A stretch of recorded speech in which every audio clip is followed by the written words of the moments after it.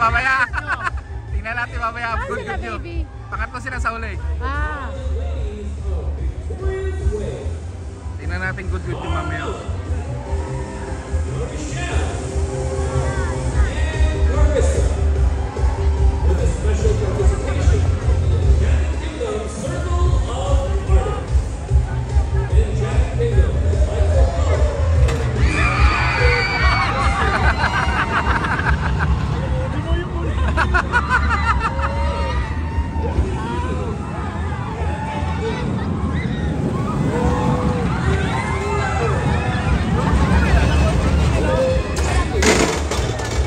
Takot yung tunog eh.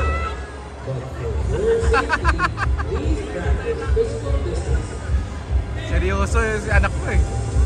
Imagine, natadamay eh.